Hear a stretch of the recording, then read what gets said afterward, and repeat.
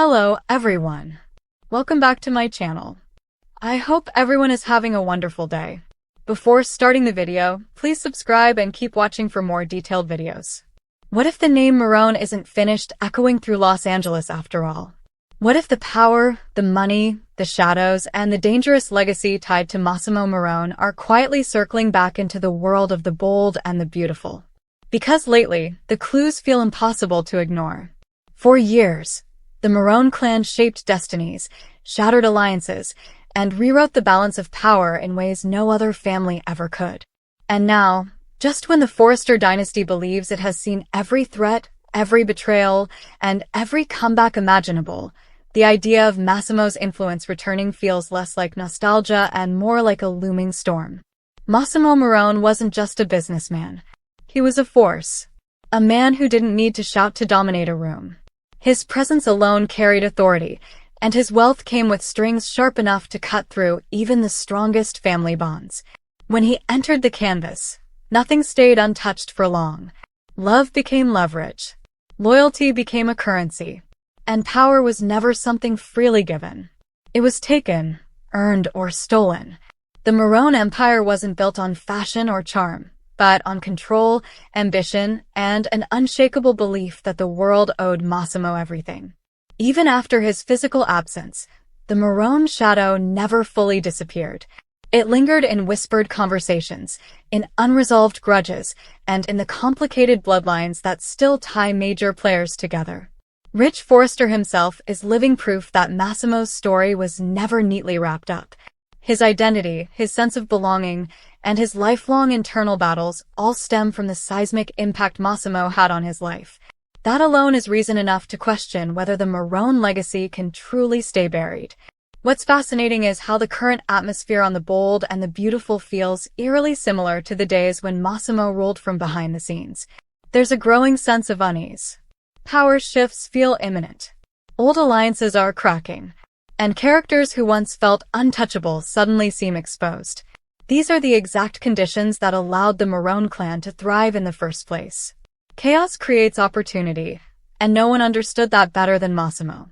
If the Marone name were to resurface, it wouldn't be loud or obvious. It would be subtle, strategic, calculated, just like Massimo himself. A quiet investment here, a mysterious financial backer there, a sudden legal complication that shakes Forrester Creations at its core. The Marones never needed the spotlight. They preferred pulling strings in the dark, letting others take the fall while they claimed the real prize.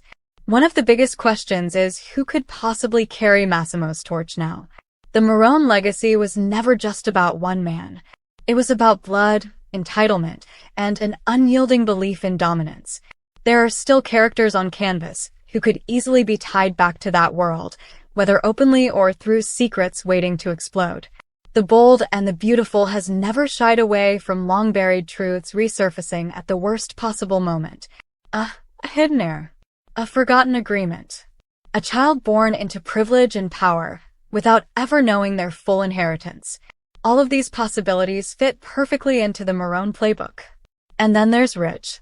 No matter how many years pass, Rich's connection to Massimo remains one of the most emotionally charged aspects of the show's history. If the Marone clan were to make a comeback, Rich would be at the epicenter of the fallout. Forced to confront a past he's spent a lifetime wrestling with. Forced to ask himself whether blood truly defines destiny. And forced to choose where his loyalty truly lies if the Marone name threatens everything he's built with the Forresters. The timing couldn't be more perfect. Forrester Creations is once again at a crossroads. Power struggles feel inevitable. Personal vendettas are bubbling beneath polished smiles. And when a family is distracted by internal warfare, that's when an external force can strike the hardest. A Marone return wouldn't just shake the company. It would shatter personal relationships, reignite old rivalries, and expose vulnerabilities that have been carefully hidden for years.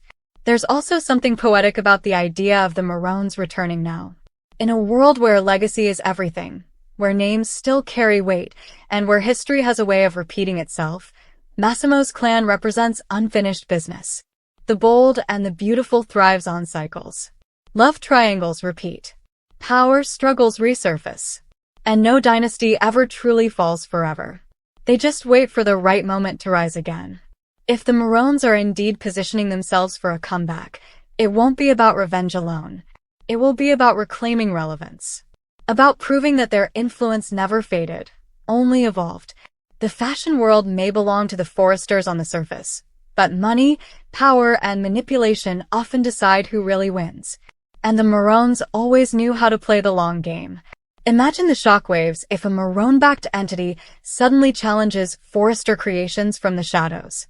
Imagine contracts unraveling, partnerships collapsing, and secrets weaponized with surgical precision.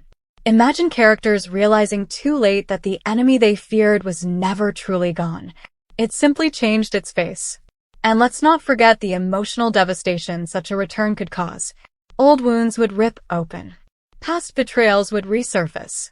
Characters who thought they'd moved on would be dragged back into a world they desperately tried to escape. The Marine legacy isn't just about power. It's about emotional chaos. About forcing people to confront uncomfortable truths they'd rather keep buried. The Bold and the Beautiful has always excelled at weaving legacy into its storytelling. And few legacies are as rich, complex, and dangerous as Massimo Marone's. Bringing that clan back into the narrative wouldn't just be fan service. It would be a natural evolution of the show's history. A reminder that no matter how much time passes, the past always finds a way to demand payment. So the real question isn't whether the Marone clan could make a comeback. It's whether anyone is truly ready for it. Because if Massimo taught us anything, it's that power never disappears. It waits. It watches. And when the moment is right, it returns stronger, smarter, and far more dangerous than before. Come back to our channel for all your updates. Thank you for watching. Please subscribe to my channel.